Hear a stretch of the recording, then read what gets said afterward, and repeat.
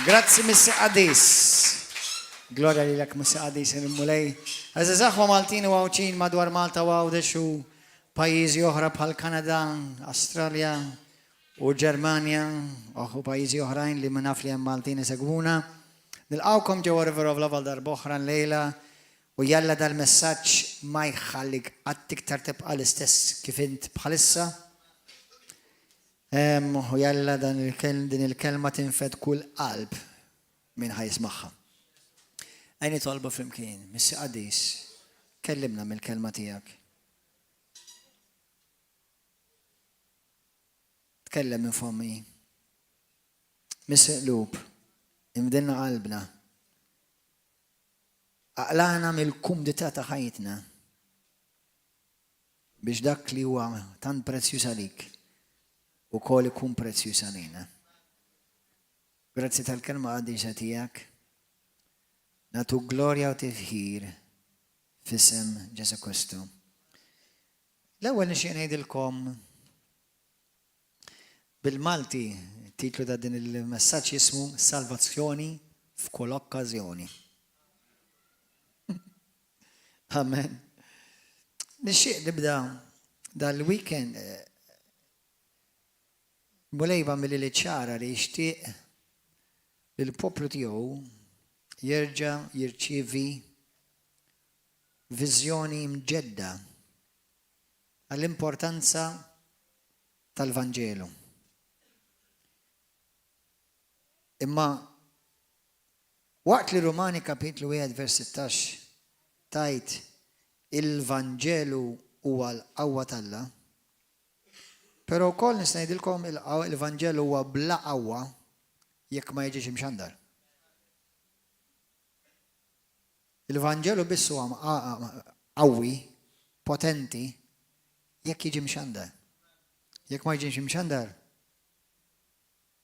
tilef l-iskop tiegħu il-Vanġelu. Għaliex hemm il-Vanġelu. U xi ħaġa li l-mulej droppja li f'qalbi biex nitkellem fuq hekk.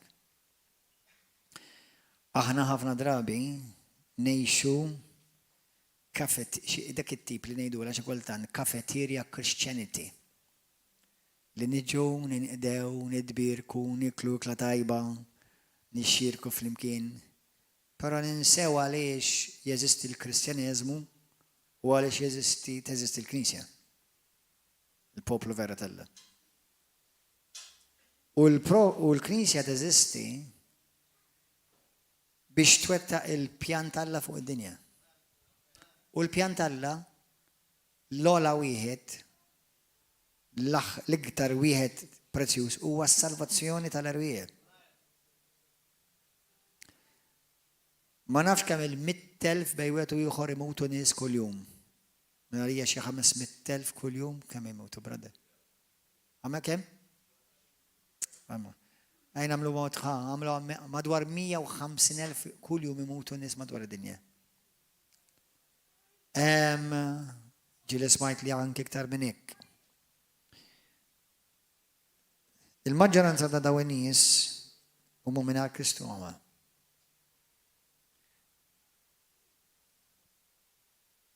Ħanidilkom min fej beda dan il-ministeru li jissejjaħ Nations for Christ li l-lum bil-grazzja tal-Alla huwa rappreżentat stabbilit f'madwar 7 pajjiżi differenti u ħankomplu noddu. Il-ministeru wkoll jismu Nazzjoni tal-Kristu. Il-viżjoni ta' dan il-ministeru huwa li jitresqu kemm jista' jkun nies lejn Ġesu biex ma jmorrux l-infern fl-aħħar mill-aħħar. Biex ma jintilfux. Jiena u inti biss nistgħu nxandru. Ġudizzju huwa fidej il-mulej, imma jiena u inti għandna responsabilità kbira li nxandru. U ħadd mu eżentat minn dik responsabilità. Ħadd. Kull Kristjan huwa responsabbli qudiem Alla int minn int. B'dak li taf Alla iridek ixxandar il-Vanġelu. Illum ovvjament jiena ħan indirizza lill-Knisja ta' Kristu, nazzjonali u internazzjonali fejn huma l-Maltin, għax ovvjament bil-Malti biss nitkellem, għadda tkun bl-Ingliż hekk għal Però dan huwa messaġġ għal kull min isejjaħ ta' mill-mulej, kull min jgħid li huwa parti mill-ġisem ta' Kristu. Ħanibda b'viżjoni. Meta jiena kont żgħir ta' madwar 7 snin, konna noqogħdu triq il-Palma ħal tarxien iktar il-fuq viċin il-Knisja. U out of the blues kellna kamra taħt it-taraġġ li mbagħad wara ftit snin kienu joqogħdu oħti u r-raġel tagħha fiha li qegħdin hawnhekk ukoll grazzi Ġesu. Imma kont dik il-kamra tit-taraġġ, aħna mdorrijin wara nofsinhar nimmorru nħodu siesta. Sallum il-ġurnata jiena għadni nieħu sesta kuljum. Meta nkun nista. Nieħu nofsija daqqa tliet kwarti daqqa sija. Imma niftakar darba kont f'waħda minn dawn il-ġranet ta' 7 snin, kont mort taħdin il-kamra, fil-kamra tas-sodda u kienha manka kamra tal-banju ħdejja. U just out of the blues, ma kontx nistennija, kelli viżjoni vivida li weru ritni. Ta' 7 snin. Issa, mhux għandi nsaqsi lil ħadd jekk temmini jew temmina affari tiegħek u laqqas tagħmilli 1 inch differenza. Imma fil-viżjoni jiena rajt meta inti tħares lejha rajt bħal klif xejdu la klif folja, irdum, jisa qed imur jisa dingli cliffs. Jinżel u jaqta' hekk u jiġi fuq il-baħar. Rajt hekk jisurdum u mbagħad wiet. Dan il-wiet kien jidher qisu dak li forsi qisu nar għax ta' 7 snin qed nitkellmu forsi naf 10 snin ilu. Għalfejn titħaq.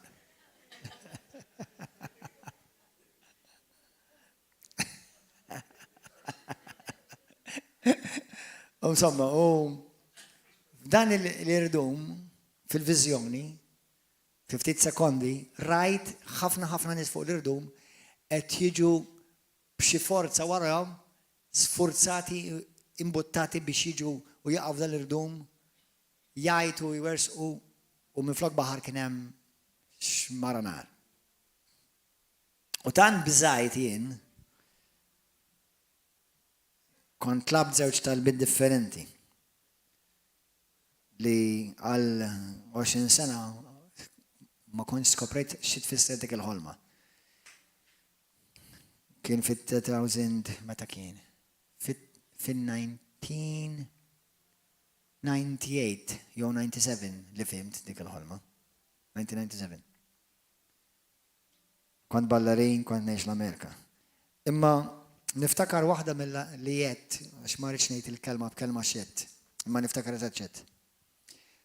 Kont tlabt il-mulej biex jużani ta' 7 snin biex hekk jista' jkun dawk in-nies kollha b'xi mod ma jmorrux hemm.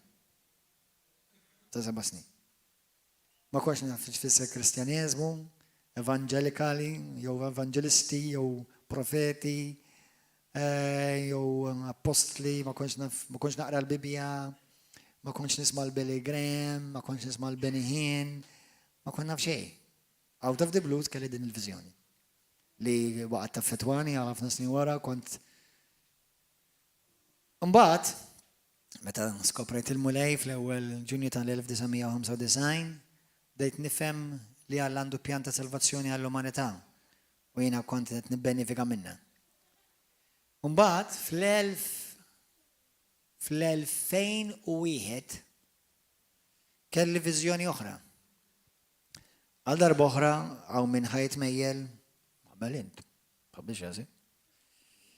Imma kelli viżjoni oħra fej kont l-Amerika Tulsa, Oklahoma, kont qed nitlob U niftakar rajt viżjoni u fej rajt il-Kristu nieżel, ma nafx eżatt x'kienet, tista' jgħidilha sħaba, tista' tgħidilha ma nafx kienet. Imma kienet qisha sħaba, Ġesu qisu nieżel fuq sħaba, Ġesu kien libes kollu abjad u waqaf qudiemi, ma waqafx fl-istess livell tiegħi, waqaf il-fuqek, il-fuq mill-art. Di wiċċu der qisu spotlight, dija ħireġ minnu, mnieħru ma rajtux, ġifieri jekk qasna fekk għandu xi mnieħer Ġesu, nassumi li għandu mnieħer. Ma nafx jekk għandu xajnej, ma nassumi li ovvjament, għax huwa persun. Ma jien ma rajthomx, għax ħlif dawl jamik ma rajtx. Ġismu ma rajtu, l-outline ta' ġismu rajtu. U dan Ġesu, kelma waħda bisalli, li huwa li da kollu li intom taraw huwa l-frott ta' dik il-viżjoni. Fej Ġesu fetaħ jdejhek u minn taħt idejh ħarġu massa kbira ta' pit ta' nies. U kelma waħda qalli jibni ejd li jint kemm trid. Ejjon kella bl-Ingliż jew bl-Amerikan kien qalli you tell me how much. Min hemm beda l-Ministeru Nations for Christ. Li ovvjament kien fil-pjantella mill-bidu tad-dinja. Grazzi Ġesu. U l-mulej ħadni fl-Afrika, ħadni l-Kenja, ħadni fej ħadni iktar. Xi pajjiżi oħra, msamma xi żewġ pajjiżi oħra fl-Afrika. L-Indja, postijiet differenti, postijiet l-Ewropa, diversi stati fl-Amerika. Nipritka l-Vangelu. U illum nista' ngħidilkom li jiena sew one-on-one u sew f'kampanji evangelistiċi naħseb rajt eluf kbar ta' nies jasqu lejn Kristu. L-ikbar crowd li pritkajt fuqha kien privileġġ kbir għalija li naħseb ftit u ma dawk in-nies fid-dinja jistgħu jgħiduha. Meta jiena kont mistieden minn bniedem Talla kbir, kien hawn grupp minn Malta ġew miegħi u kien hemm massa ta' nies ta' 4 miljun ruħ. Ġewwa l-Kenja, min kien magħna dakinhar? Dak kien crusade fejn ħafna mirakli, jiena kont mistieden, konna mistiednin kollha. U tani raġel tal-mulej intani 10 minuti biex ngħid xi ħaġa. Dak il-video qiegħed fuq il-YouTube. Imma minn qed ngħidilkom da kollu li l-Ministeru li l-mulej sew se jaħlili għalija u sew lilkom u m'hemm bżonn ikolkom ministeru u m'hemm bżonn ikolkom voluntary organization. Jekk inti ta' Kristu għandek il-dejn. Għandek id-dejn. U għandek obbligu. Fil-ktib ta' Romani 10,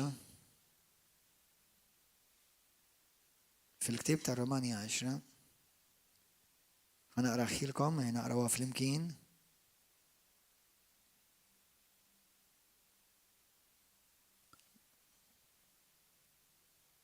Pawlu jgħid dan il-klim lil kull min jemmen, lil Kristjani kollha. Kemm hawn Kristjani? Inti li qed tara fuq il-YouTube għalik ukoll għażiż. Sew jekk inti Kristjan Kattolku, Protestant, Ortodoss, Evangeliku, Pentekostali, Apostoliku, int xint din il-kelma jgħalik. U ħatati risposta lill-Alla, ħajkollok tagħti rendi konta l-Alla int. Żgur. Kull wieħed minnkom. Dak li Alla swielu kollox, il-Kristjani b'mod ġenerali jitrattawh bħala mhux xejn. Kristu, l-Alla swilu kollox. Vers 14, Romani, tajtek. Imma kif jistgħu jissejħu lil dak li ma jemnux fih? Kif jistgħu jemnu f'dak li ma semgħux bih? Kif jistgħu jissimgħu jekk ma jxandrulhomx? Kif jistgħu jxandrulhom jekk ma jkunux mibawta? Bħal m'hemm miktub. Kemm huma sbieħ riġlej dawk li jħabbru l-ġid. Il-Vanġelu ġifieri. Biex naqtaħħa fil-qasir, intom kollha mibawta. Int illum mibawt. Biex ixxandar il-Vanġelu. Int fejn int? Fuq xogħlok, familtek, ma tal-grocer, ma tax-xar, ma ta' bla xar, ma ta' kollha li ta' magħhom. Int mibawt ixxandrilhom il-Kristu. M'intix responsabbli xi tkun ir-reaction tagħhom. Int responsabbli biss li tgħidilhom. Bimħabba mingħajr ma tawweġ il-verità u bla kompromess. U b'kompassjoni ġenwina li forsi il-bnidem mingħajr Kristu mhux ħajfmek għall-ewwel għax ħajarak iblaħ, ħajarak miġnun u mtektek. U jekk ikunu jafu li tiġi rovrov jgħidulek mtektek bla dubju. Tħabbix rasek. Qatt medna aħna li maħniex. Halleluja. Però wkoll min jisma' l-preachings tiegħi hemm bosta oħra mtekkin għax li ħajmorru dritt l-infern u laqas jafu x'inhu ġej għalihom. Hemm miblaħ għal Kristu u hemm miblaħ mingħajr Kristu. Issa żelli miblaħ tkun. Amen. Halleluja, grazzi Ġesu.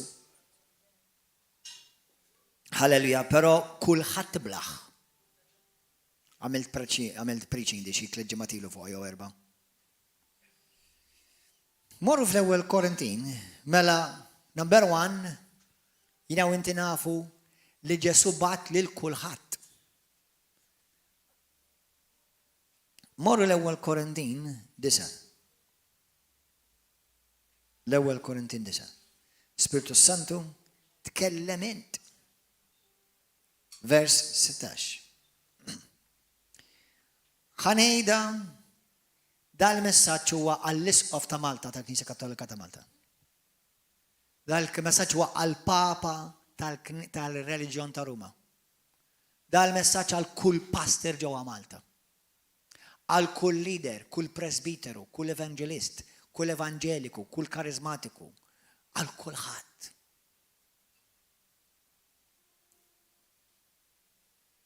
Jekk int Kristjan mhux biss tal-isem, imma vera kellek inkontru ma' Kristu, laqqas għandi bżonn ngħidlek tkellem fuq Ġesu. Ħajkollok problema mhux li titkellem fuqu, ħajkollok problema li ma taqafx titkellem fuqu.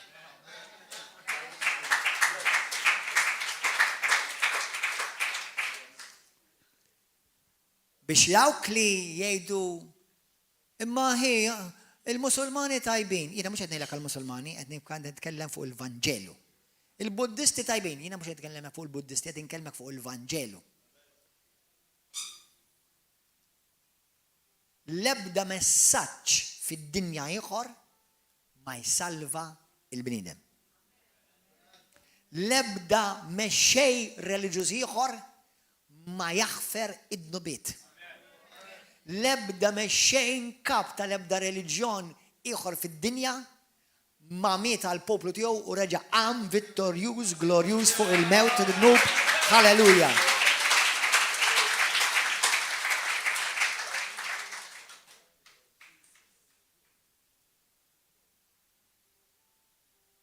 Inħobb l-atei, inħobb il-Buddisti, inħobb il-Musulmani, inħobb l-Induisti, inħobb il-Kattolċi, inħobb il-Kristjani, inħobb il-dak kollu li għandhom ir-reliġjon tagħhom għamlu huma. Whatever. Per jekk inħobbok vera, irid inħobbok anka lest li inti tobodni. Sempliċiment għax għedlek il-verità. Lest li aħjar tobodni għax għedlek il-verità milli tħobbni għax għedlek gidba. Il-verità hija mingħajr Ġesu Kristu ħatmur fl-abissi tal-infern għall-eternità. Jista' jkollok il-kullar ta' kull kulur madwar onqok jew l-ingravata ta' kull kulur. Avarja s-sassajf, issa mhux qed nilbes ingravata. Qed ngħidlek, jiġifieri qed naqtal kulħadd fl-istess keffa.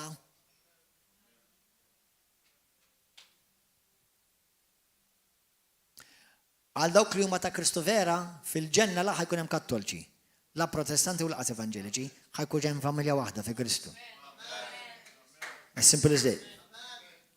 Ħadd mu ħajmur jippoppa sidru għax jien evangelical. U ħadd mu ħajmur jippoppa sidru qudiem Alla għax jien Catholic. Tidħol biss permezz tad-dem tal-ħaruf. Ġesu Kristu. Amen, aħwa? Daw l-ismijiet naċċettom għax identifikaw ma' min tidentifika ruħek, imma jekk m'hemmx Kristu fin-nofs kull ma għandek hija reliġjon mejta li sew ir-reliġjon li għandek u int ħajmorru fl-abissi tal-infern. Amen? Isimgħu din l-Iskrittura, kemm hawn minnkom intu kull filgħodu tqumu bħali tiddiringrazzaw il-mulej. Jekk ma tagħmilx ibda milla. Imma kemm hawn minnkom pereżempju bħali filgħodu waħda mill-affarijiet mal-mara tiegħi nitolbu, naqraw devotional, naqraw xi salmi u proverbju, ma waħda mill-affarijiet li nħobb naqra pereżempju niddikjaraw nikklejmja Salm 91, kemm inti klejmja Salm 91. Għamlu. Kuljum iddikjarah fuq ħajtek. Niddikjara pereżempju skritturi oħrajn bħal Filippin 3 vers 19, jiena niflaħ għal kollox permezz ta' Ġesu Kristu li qawwini. Li l-ewwel Ġwanni 4 vers 4, għibbaru dak li għammar fija minn dak li hemm fid-dinja. Ħalleluja, niddikjara Romani 8 vers 11, l-istess spiritu li qajjem il-Ġesu Kristu mill-newwiet jammar fija, ħalleluja. Dawk huma affarijiet li niddikjara fuqi. Ħalleluja. Glorja għal mulej. Kemm hawn minnkom kull filgħodu tqumu u tiddikjaraw jekk jien inxandar l-Evanġelu m'għandix biex niftaħar. Jien obbligat nagħmlu dan u kemm hawn minnkom tikklejmjaw kull filgħodu ħażin għalija jekk ma nxandarx il-Vanġelu.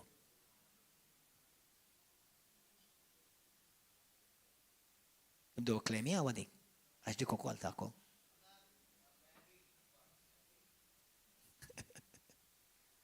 Ħażin għalija jekk jien ma nxandarx il-Vanġelu. Il-pulptu insieħ, il-pulptu huwa bniedem, il-bniedem għamel il-pulptu. Tox tistenna biex titla' fuq il-pulptu biex ixxandar. Jekk ma xxandarx hemm m'intix denju xxandaraw.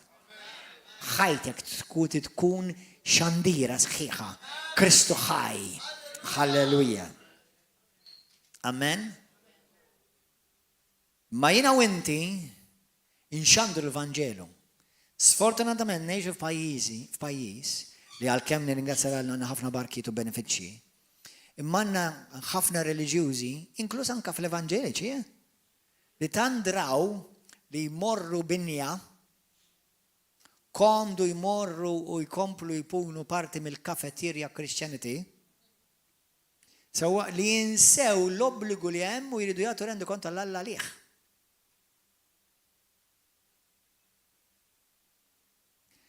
Għal dawk li intom tgħidu għax jiena nistħi, oqgħod attent, għax Kristu jgħid min jistħi minni, jiena wkoll nistħi minnu. Pastor, ma nafx naqbad ngħidilhom. One. River of Love qed jagħmel kors għal kulħadd. Bxejn. Jebeda din il-ġimgħa inti jekk tara dal-messaġġ ejja jagħmlu bxejn kull nhar ta' tlieta mis-7 sa 8:30. Jisma' u tgħallem, però anke jekk ma tagħmel l-ebda kors u inti ta' Kristu, xandrilhom il-Vanġelu tiegħek. Liema l-Vanġelu tiegħi? X'għamel miegħek il-mulej. Dak huwa l-Vanġelu tiegħek. Il-good news, il-bxara tajba xamel mija Kristu. Halleluja. Memżon tkun bħal pastor jew bħal xi ħadd għalli kwota l-chapter u l-vers, wara kollox għal-midinbin, ma ta' mhux ħajqgħdu jiċċekkjaw, mażgur. Sewwa? Sewwa? Hemm daqsxejn midinbin li huma naqra peculiar għax jien meta x'għandu l-Evanġelju qedtilhom irid nara fil-Bibja. Imma l-maġġoranza ma jagħmlu wisdi. Ma jiena kont hekk, jiena kont ħannara fil-Bibja. Sewwa? Jalla kulħadd ikun hekk. Amen. Imma jekk inti ma tafx xaqba tgħid, dilhom x'jagħmel miegħek Kristu. Dak huwa l-Vanġelu ta' Kristu fik. Intom epistoli ħajja miktuba mill-Ispirtu Santu. Halleluja. Amen.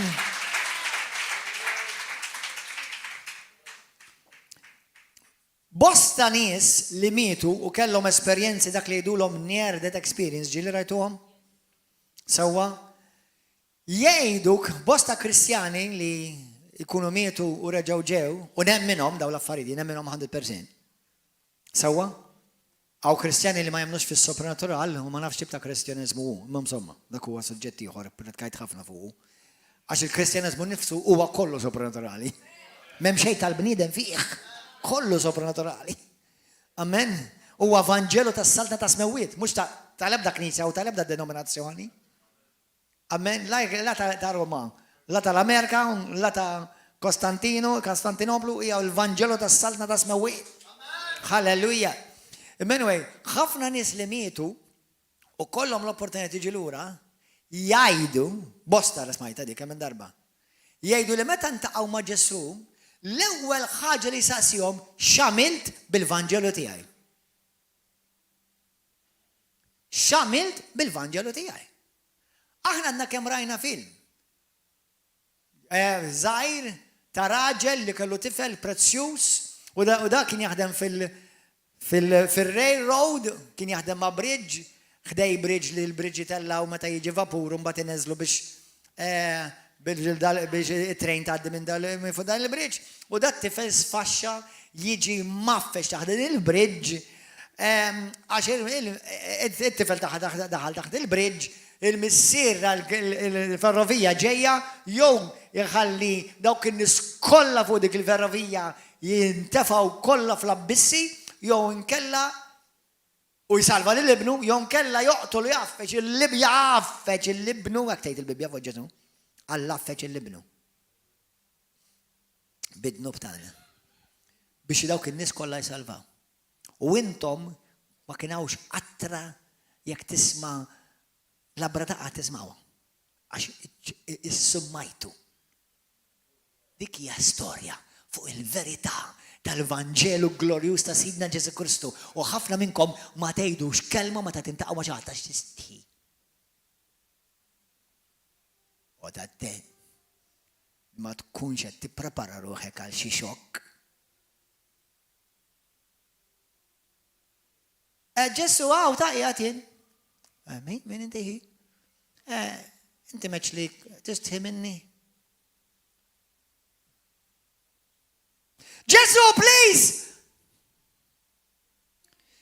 Ġesu, titlax!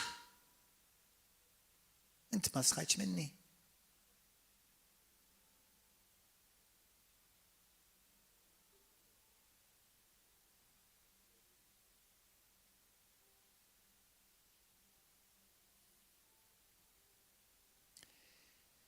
Insult!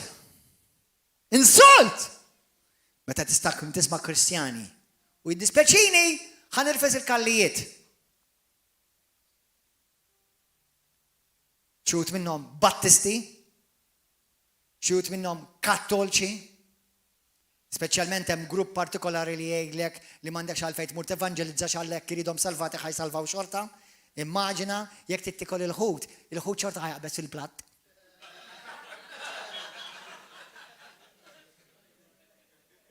M'għandekx għalfejn tmur tista' tal-ħut qalbi. Inti titħuta malek jamna la tittikol ħuta, l-ħuta tiġi fil-platt. That is an abomination of teaching of demons, the teaching of doctrines of demons. Murot fil-Bibja kemm il-darba jgħidilhom morru.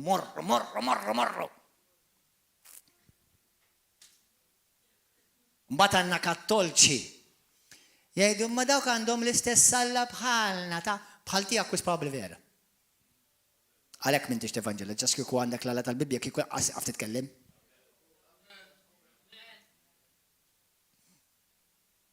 Imma kulħadd ħajsalva. Mela int għamilt lilek nifsek għaref iktar minn Kristu.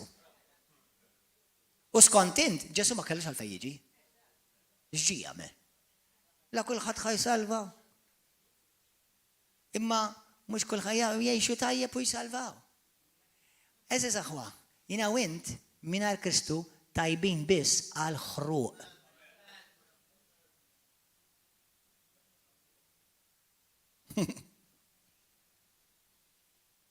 M'hemm ħadd ma jista' jsalva mingħajr Ġesu. Ħadd. U jrid ikollok il-Ġesu inkontru miegħu, mhux biss taf fuqu. Jrid ikollok il-Kristu inkontru miegħu. Jiena ġieli ntqajt ma' Nsara sew l-Amerika u sew anke Malta. Jgħidu li dak kulħadd ħajsalva Alla mela Alla ħajtfaċar l-invern. Imma kif jazzardaw? Din l-arroganza minn l-infern jikkontradixxu l-Kristu f'wiċċu. Kif, jekk inti wieħed minnhom, kif ma tistħix? Int taħseb li taf iktar minn Kristu. Naħseb Alla għandu bżonn jiġi jagħmel private lessons għandek għas kemm bravu.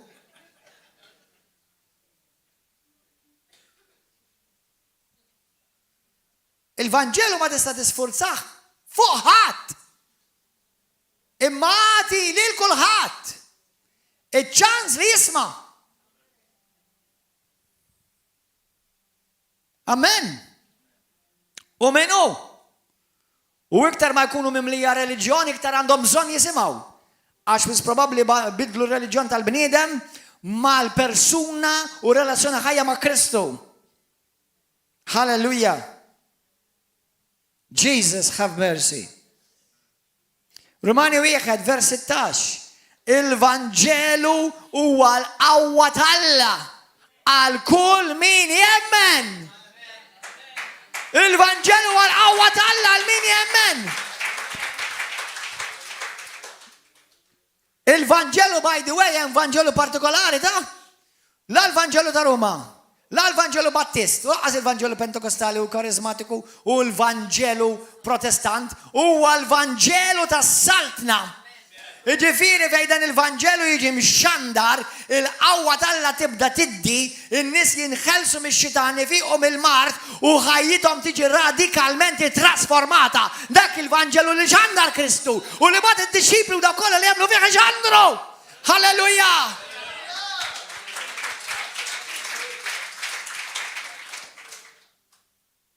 U naf li xaħat għalli l-biraħ well meaning għalli kem ħaddum dejda tal-bambin, ħagġa nejda l-lum. Mux il-Vanġelu tal-bambin. Jien ma nemmenx fil-bambin.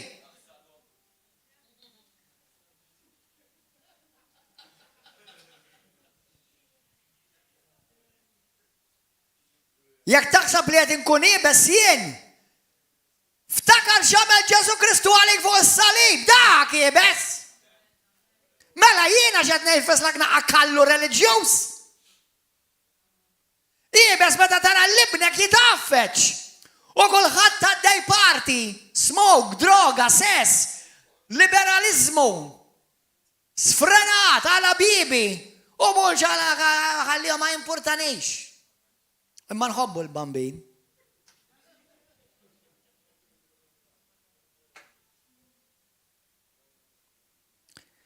Il-Vanġelu għal-bxara tajba. Inxandallek għax nħobbok. Għax kieku ma nħobbokx niġi għala bibi minnek.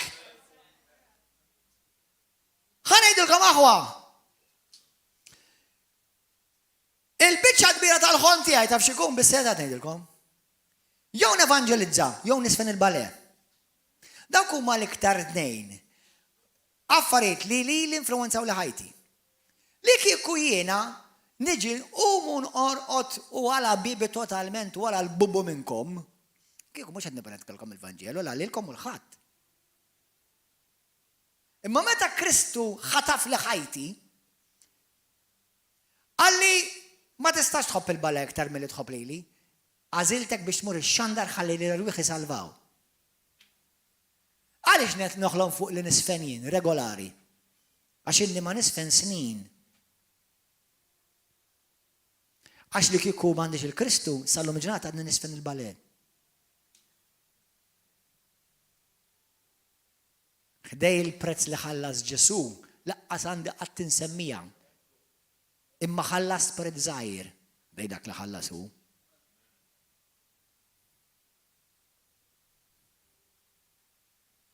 Kelli karriera, ta' nirringrazzja Alla għall-karriera. Għax faċar snin dak li għamlu 30 sena, Alla uriju li faċar snin.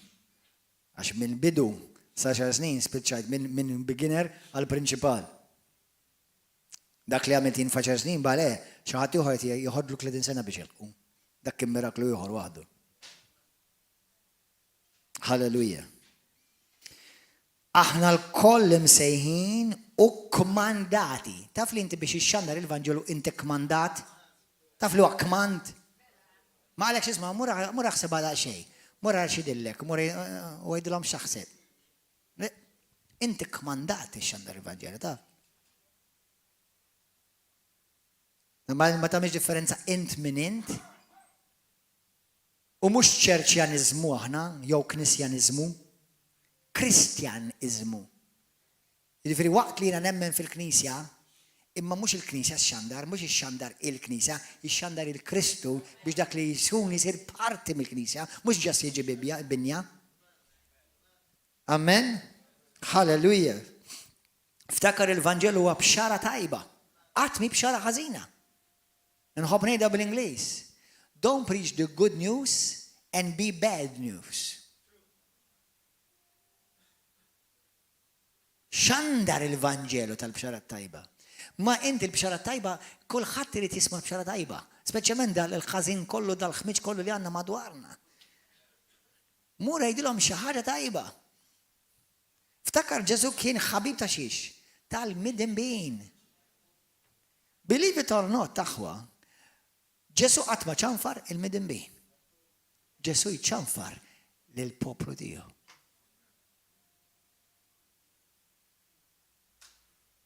Fl-Apokalissi ċanfar lill-Knisja u fit-Testament il-ġdid meta Ġesu mexa fuq l-art, ċanfar il-Farizej li suppost kienet iwasslu lill-poplu tiegħu lejn Kristu. Ma minflok Ġesu qalilhom intom u liet id-demonju u liet l-infernu qed tagħmlu lil ħaddieħor u liet l-infern doppju bħalkom. Mattew 23 mora warawha. Minflok tres huwa m'għandi, anzi intom stess qed waqfuhom. Il-pastor nippreferi l-messaġġ ta' sena tal-ġimgħa l-oħra dak kienet fuq il-barkiet hekk kien isba'. I'm not preaching what I want. I preach what MK wants. I'm telling you the truth. And I don't care if you believe it or not. Dej dak li Kristu għamel, id-dinja xorta għadu jħobba l-mulej. Għax għallek ħab l-dinja, mux ekkalla ħab il-Knisja. Ekkalla ħab l-dinja, li għad-dinja tal-l-unika ibnu. Għad-dinja, għal-midibbina, dak li jtidaw biħ, bħalissa laqas jafu li Ġesu jħobbom. Għal dak li jaffiet jiffornikaw, laqas jafu li Ġesu jħobbom, għas jafu li Ġesu jħobbom. Għal dak li jgħat joffenduħ, bommu nklus. Għas jaf li Ġesu, jafu li Ġesu jħobbom. U les li xini sejħulu, jisalvaħħom, u jarfaħħom. Għax ekħad, ekkalla l-missir ħab id-dinja, li tal-libnu l-wahdini Ġesu, biex kull min jemmen fi. Ikollu l-ħajta dejjem, u ma jintilifx. Għax Alla l-missier ma baċ il-libnu biex jikkundanna d-dinja. Tiftakar meta li d-disċipli għallu l-mallem, għallu li tidin sejħu n-nar mis-sema. U ċanfar l-min, għal darboħra, l-poplu di użis. Għallom entom ma tafux, spirtu entom. Ma tafux li l-bini bnidem ġej biex, mux biex jaqret il-ħajja, ma biex jisalva l-ħajja. il-midinbin titħassarhom b'kompassjoni għax għadhom mitlu fejn. U l-eternità mhix xajta. Inti taħsbha, intom tgħaddilkom moħħkom l-eternità. Ġieli taħsbu fuq l-eternità. Dejjem dejjem bla waqfien totali. L-eternità. Eternità. Jiena u inti insibuha diffiċli biex nifhmu l-eternità x'aħna ma nifhmux l-eternità. Imma meta toqgħod tirrifletti fuqha jaqbdek in-nervi, jaqbdek il-biża' meta tirrealizza eternità mingħajr Kristu. Kemm intom imberkin li intom smajtu xi ħaġa għandilkom.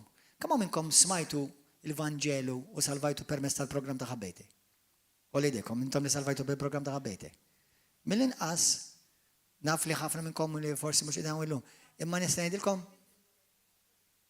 eżatt il-mara min ħabbejtek il-mole Alla qed inseħħle. Mill-inqas nofs il-komunità River of Love min ħabbejtek ġew. Għas-semaw il-Vanġelu. Hemmhekk qed imorru d-deċ ma' l-offerta tagħkom. Isalvaw l-erwieħ. Halleluja. Glorja lil Ġesu. Halleluja. Jesus.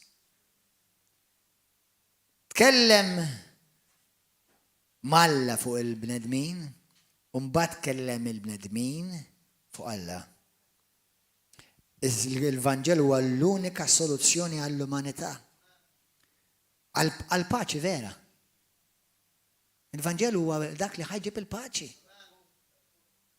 Li kieku jien jalla xi ħadd jismani bejn l-Ukrajna u r-Russja bħalissa, jekk xi ħadd jismani jiena lest nidħol ambaxxatur. U nkellimhom li hemm soluzzjoni tal-paċi għax imbagħad nistieden ir-re u l-prinċep tal-paċi. Il-Vanġelu huwa s-soluzzjoni għall-paċi. La Labor u laqqas in-nazzjonalisti huma l-soluzzjoni. Il-Vanġelu ta' Sidna Ġesu Kristu li bħalu jiġi mxandar minn fuq dan il-pulptu ta' River of Love fej eluf letteralment bidlilhom ħajjithom f'pajjiżna Malta u Għawdex u pajjiżi oħra. Il-Vanġelu huwa s-soluzzjoni għal fejqan. Il-Vanġelu huwa s-soluzzjoni biex bniedem jaħrab l-abissi tal-infern. Buddisti, Induisti, Musulmani, Kattolċi, l-opri tagħkom mhux ħajsalvawkom. L-opri tagħkom ma jsalvawkomx. Ir-reliġjon tagħkom ma salvax. Infatti l-ebda reliġjon ma salvax, laqas tiegħi. Kristu jsalvak, il-persuna Ġesu Kristu jsalvak.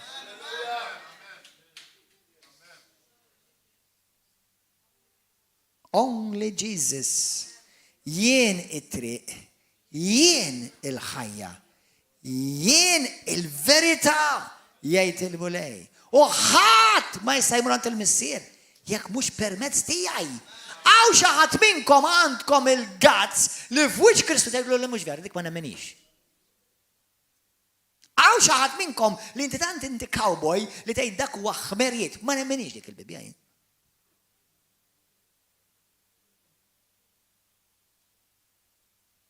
Mela mingħajr Ġesu jista' tmur ir-reliġjonijiet kollha ta' Malta u Għawdex. U tibqa' sejjer dritt laf bissi dal-infejn. Ir-reliġjon ħanidilkom hekk ħobb nitek kajn. Il-moralità tajba biex tħallik biex teħilsek mill-ħabs. Imma Ġesu biss jista' jħilsek mill-infern. Halleluja. Amen. Aħna din hija l-unika ġenerazzjoni li tista' tilħaq din il-ġenerazzjoni. M'hemm l-ebda ġenerazzjoni oħra ta' qabilna jew ta' warajna ħad tilħaq din il-ġenerazzjoni. Intom ir-risposta. Int li tgħid li tħobb il-Ġesu int ir-risposta.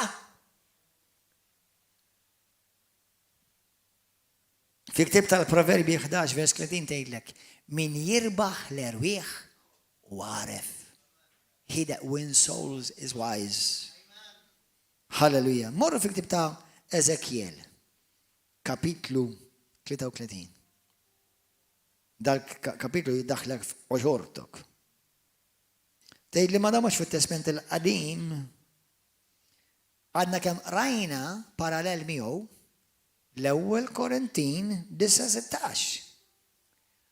U hemm ukoll Romani kapitlu 1, vers 14, fejn Pawlu jgħid jien għandi obbligu biex inxandar il-Vanġelu. L-ewwel lil min? Il-ludi. U mbagħad il-pagan. Pawlu kien ixandar, min jaf kemm il-darba Pawlu xandar u ma kellux ftit ixandar. Imma mexa b'obbligu. Taf kemm il-darba ma kellix ftit inxandar jien? Ħafna drabi. Taf kemm il-darba kellix ftit niġi nippritka? Ħafna drabi. Nista' ngħidilkom darba minn kull tnejn. Nofs id-drabi li xandart, ħafna drabi ma kellix ftit niġi xandar. Kelli ftit immur jgħodu il-baħar jew nieħu pizza. Intom xi kultant tista' tgħid ħammur nieħu pizza dan għal-sibt. Taf kemm inni ma nieħu pizza s-sibt jien. Ħammur nieħu ikla fil-ħodu, ħammur nieħdu breakfast il-ħadd fil-ħodu ġej pastor. Kun faħ Ġesu.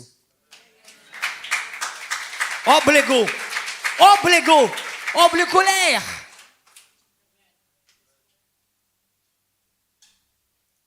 Halleluja.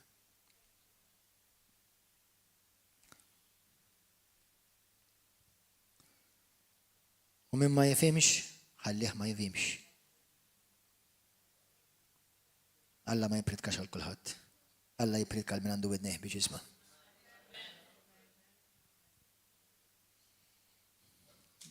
ħanaqralkom Eżekiel 33. U ġietni l-kelma tal-mulej għalli. Niftakar dal-ħamis. Dal-ħamis mux fil-bibja pazza. Mor Għawdex, il-komunità ta' Għawdex. U verament ma kellix aptit. U biex taxxaqqa mbagħad, biex tagħmel biex ix-xitan żgur jasal li kull omissjoni. Jiġi t-tifel tiegħi. U għalli daddy, don't go, stay with me.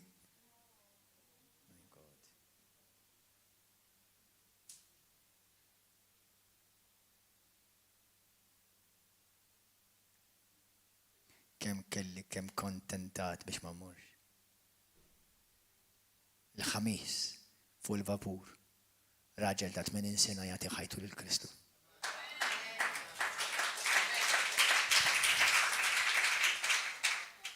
U fil-komunità jiġi xi ħaġa ġdid u tagħti ħajja tal-Kristu. Kienu tnej fuq ix-xifer tal-irdum tal-eternità. Ġbidnihom.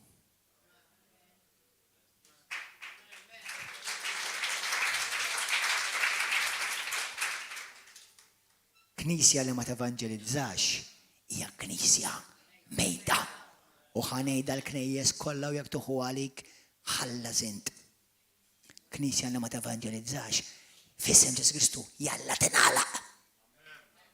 Għax iktar tkun ta' dannu milli ta' ġid. Għax qabel min ifittex il-verità jaħseb li inti għandek ir-risposta u inti tkun proprja bħal Farizej li qed twaqqaf il-min biex ma jsalvax. Aħjar dak il-knejjes jingħalqu.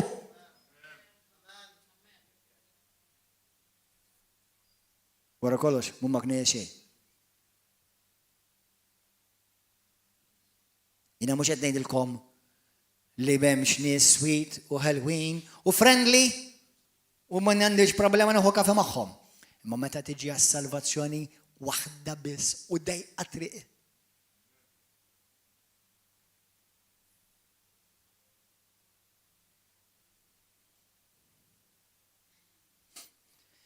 U ġietni l-kelma tal-mulej għalli, Eżekjel 33:1, u bniedem kellem lil il-poplu tiegħek u għajdilhom meta nġib ix-xabla fuq il-art u l-poplu ta' dik l-art jaħtu lil xi ħadd minn fosthom u jagħmluh assis tagħhom u dan jara x-xabla riesqa lejn il-pajjiż u jdoq it-tromba biex jafża l-poplu, jekk xi ħadd jisma' d-daqq tat-tromba u ma jagħtix każ tal-alarm u tilħqu x-xabla u taqbdu demmu jkun fuq rasu. Għax ikun sama leħen it-tromba. U ma tax kas tal-allarm demmu jkun fuq rasu ma min ikun ta' kas tal-allarm salva ħajtu. Bħalissa jenet indoq it-tromba tal-allarm. Għal dawk li għadhom mhux salvati. U għalikom biex iddoqqu l-allarm. U lessa jdaqqa l-pastor biżejjed. Hemm nies f'ħajtek li qatt ma jismawni. Hemm nies f'ħajtek li qatt ma jintaqgħu miegħi. Imma jintaqgħu miegħek.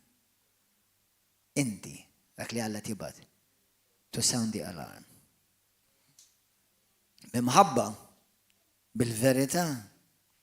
Imma jekk l-assis jara x-xabla risqa u ma jdoqx it-tromba u l-poplu ma jkunx avżat u tilħqu x-xabla u tieħu il-xjuħat minnhom dan jinqabad fid-dnubu imma jindemmu nfittxu minnit l-assis. Lilek u bniedem qiegħed qedtek assis fuq Malta. Meta tismu minn fommi xi kelma għandek twiddibhom f'ismi.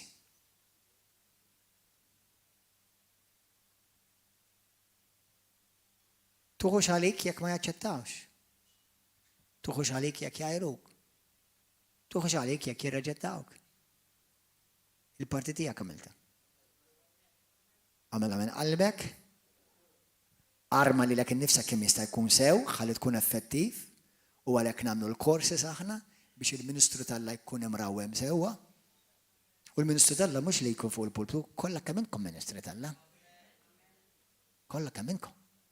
Kull Kristjan huwa msejjaħ ixandar il-Vanġelu. Kull wieħed. M'hemm bżonn tkun diaknu, xieħ, elder, apostlu, evanġelist. Kull wieħed. Darba kont konferenza ġewwa Oklahoma. Kienet konferenza tal-missjonijiet, missions.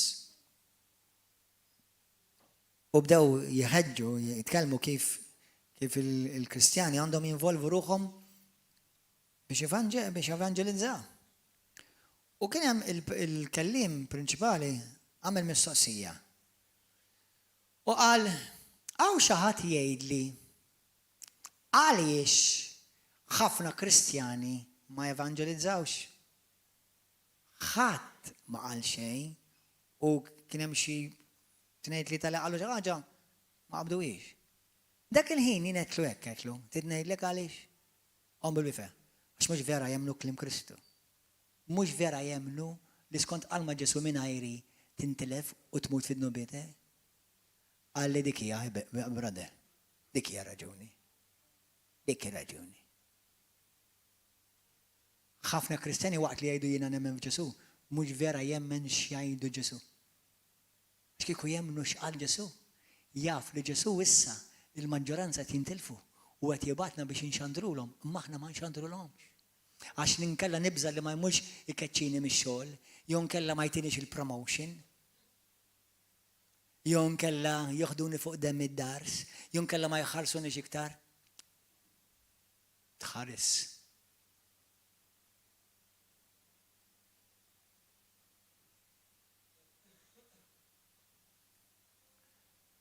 Xi mhux kulħadd ħajfhem li ħanejt issa.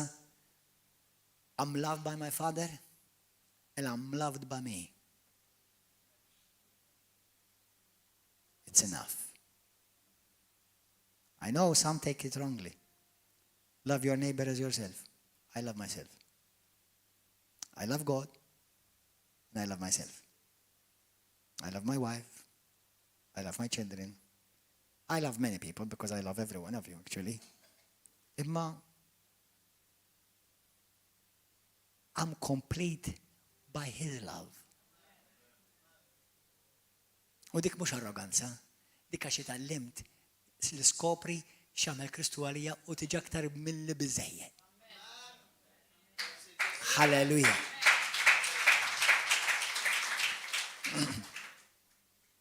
Amen. Halleluja. Ħafna Kristjani minn flok jevangelizzaw jirbħu l-erwieħ jitqabdu bejnietom jargumentaw din id-dottrina dik id-dottrina li għax din id-dottrina għax dak għalek, u dik għalek. Stop it! Etta tiħfesta l-demonju. Xandar il-Vangelu. U by the way, Ġesu ma għalekx muru argumenta l-Vangelu mad-dinja kollha. Muru xandar. Emmen ħajjemmen. Ma jemmen. U inti tkun klirjat. Sid, ma tix temmen. Biex għazet, no worries. It's your loss, not mine. Amen. Imma inti kif inti għasek ċert? X'taħseb li inti, kif inti ċert li inti għandek il-verità? Skont x'temmen int, il-maġġoran, il-reliġjoni kollha tad-dinja, taf x'jemnu? Kun raġel tajjeb u salva. Kristjaneżmu jgħidlek ma tista' tkun tajjeb waħdek. Il-tajjeb tiegħek jitfak fl-abbissi tal-infer. Bil-fors għandek bżonn salvatur.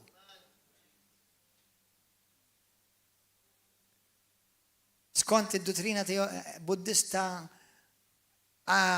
skont lati li m'hemm xejn, kull importanti li tgħix tajjeb. Jiena fi Kristu ngħix tajjeb. Imma waqt li inti forsi minn għalik fajnek qed tgħix tajjeb, però m'għandekx salvazzjoni. M'għandekx maħfra tad-nubiet. Għadek maħkum mill-prinċip ta' din id-dinja.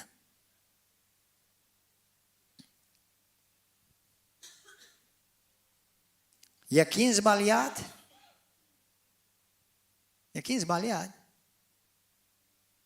jien ma nitlef xejn. Jekk jien żbaljat, inti titlef kollox. U mhux qed ngħidha x'għandi mistoqsija, min hi żbaljat. 100% min hi żbaljat. Konvintissimu li min hi żbaljat. Għax jekk jien żbaljat, mela Kristu huwa l-iktar giddib li għattex fid-dinja. Jekk inti tagħmel dik l-għażla li temmen hekk, go for it. We live in a free world. Amen? Tu għax inqabad f'argumenti fuq Facebook. X'għandek il-Ġesu? Ejxa l-Kristu rrifletti l-mulej. Jekk jien inħobb vera l-Ġesu, ma nistax ma nitkellimx fuqu.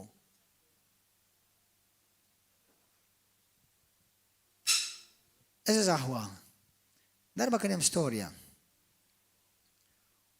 U kien hemm triq fil-foresta u ftit il-bogħod kien hemm bridge. Dan il-bridge kien imkisser. U xaħat skopra dal-bridge kien imkisser. U resana qoddem l-bridge biex kif jara l-korazzija dejjin jipprova jwaqqafhom. U da kif jara l-korazzija ġej, stop it! U dawk sejrin, you're a fool, you're an idiot.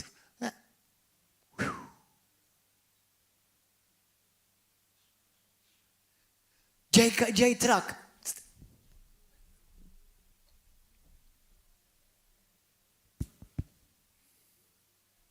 Għara dal-ibla, għara dal-baħna, għara boom! Minu l-baħnan?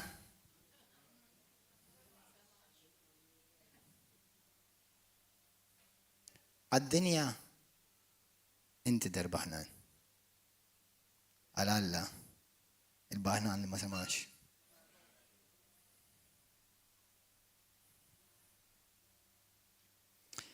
Halleluja. Fit-tieni Korintin 25. Naħsebet biżejjed hux. Le? Tieni Korintin marwa.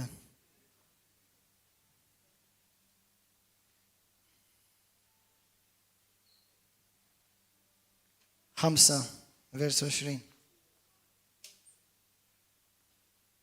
Vers 17 ħanibda nagħmel.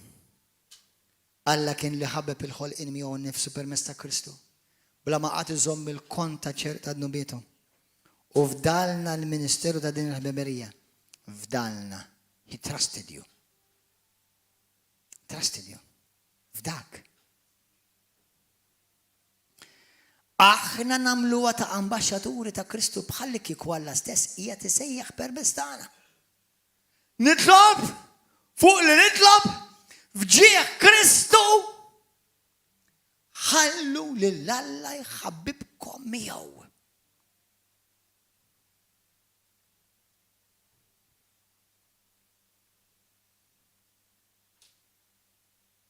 Halleluja.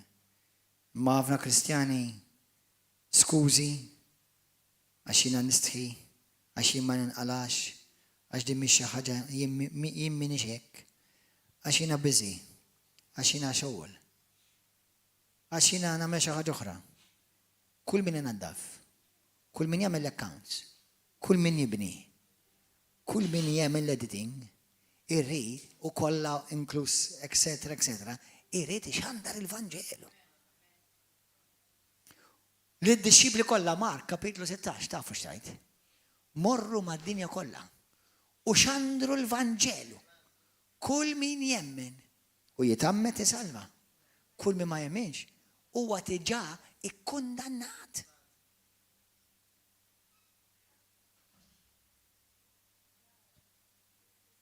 Kulħadd Ġesu bagħat lil kulħadd. Infatti kemm darba naraw il-Vanġelu, Ġesu jfejjaq il xi ħadd, Ġesu jaħles il xi ħadd, Ġesu ħan imxi miegħek le, morra jgħidilhom. Mhux ħandar. Ma jfissirx ma tmux ma' Ġesu da. Imma tant kienet urġenti għal Kristu.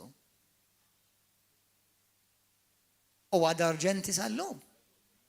Tgħid l-Allu ballu għandu jdum jistenna l-mulej 2000 sena. Id-tifel tiegħi l-bieraħ għalli dedi, pastor. Għalli dedi, għalli eni tolbu għalli jiġi Ġesu issa. Number one, naf li mux bit-talba tiegħi mux ħajġi. Għax il-ħin u biz jaf. Imma tlu ibni, tlu taf li kieku jiġi Ġesu issa, kemm jintilfu nies. Taf li fl-ewwel Petru tgħidlek li tgħidlek il-paċenzja tal-mulej hija salvazzjoni għall-umanità. Taf li dawk il-boloħ li tgħidu dajlu li jgħidu li ġej Ġesu, għax għalli blaħ bħalek għadu ma ġiex, għax għadek ma rajtx. Ir-ringrazzja lill-mulej li għadu ma ġiex, għax iħobbok għadu ma ġiex, għax meta jiġi ġifieri sentenza tkun inqatat bang! Dan!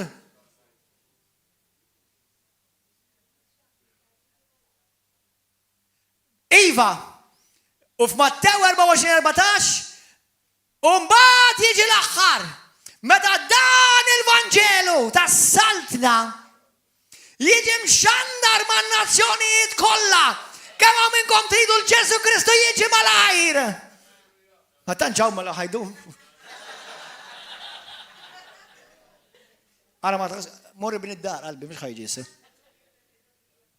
Kemm hawn minnkom tixtiequ taraw il-Ġesu Kristu jiġi fi sħab, olidejk! Għat-tielet darba, għax issa t-tielet darba miltu obbligu għax tħaj tistħu. Jekk vera temmen u tixtieq tara Ġesu Kristu ġej fi sħab, by the way, mhux ħanara Ġesu Kristu ġej fi sħab. U laqqas intom, aħna ġej fi sħab jew, hemm differenza. Id-dinja ħatara Ġesu ġej fi sħab. U ħajamlu pipi twila. Jiena u inti mhux ħanaraw il-Ġesu ġej. Jiena u inti ħanħatfu u naraw il-Ġesu Kristu hemm fuq. U mbagħad id-dinja tarana ġejjin ma' Ġesu. Halleluja! Glorja lilek mulej! Halleluja!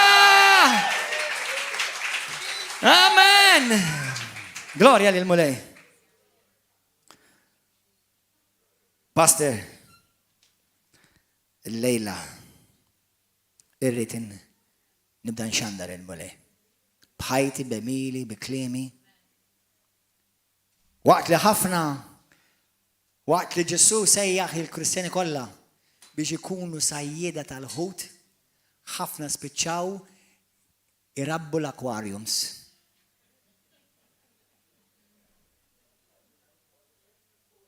River of Love mhijiex aquarium. River of Love hija mimlija sajjieda tal-ħut. Halleluja! Grazie Ġesu. Amen. Ejja nqumu bil-wifqa. Praise and worship team, come. X'namlu issa? Mela kif ħankunu evangelizzaw lil din l-art Malta għawdax kull fejn morru, kull fejn nimxu, kull fejn nieħdu nifs. Kif? Nisimgħu daw il-punti malajr osra. Number 1.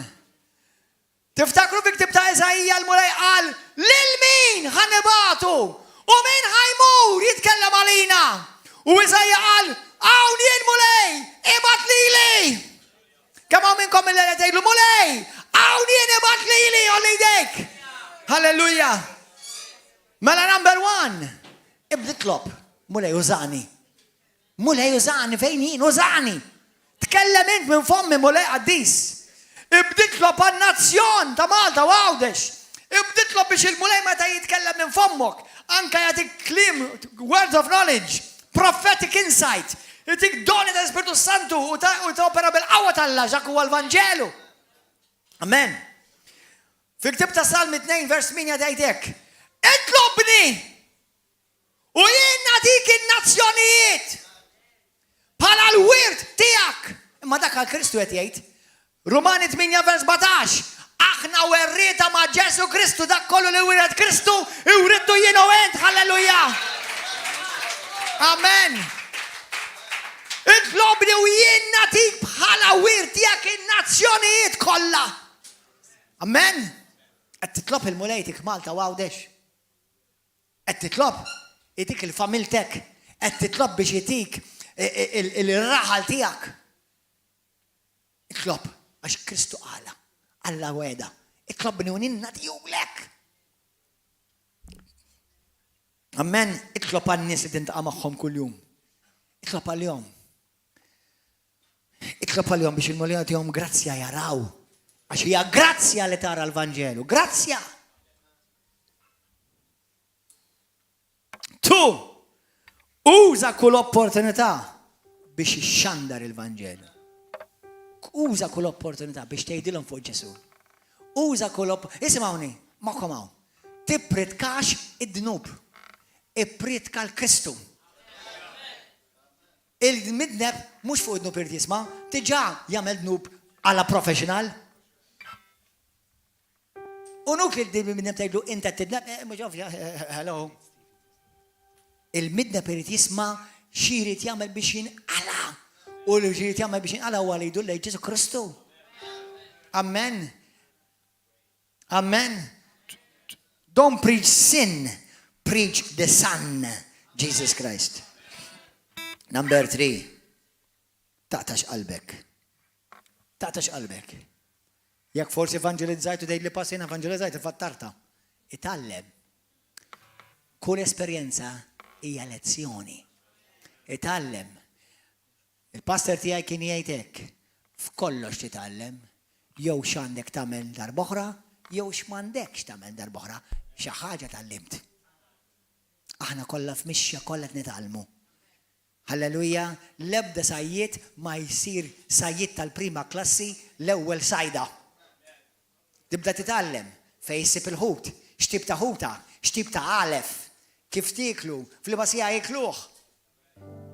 Xi ħallu fuq il-plat. Ejjom sa ma dak mal-plat. Amen.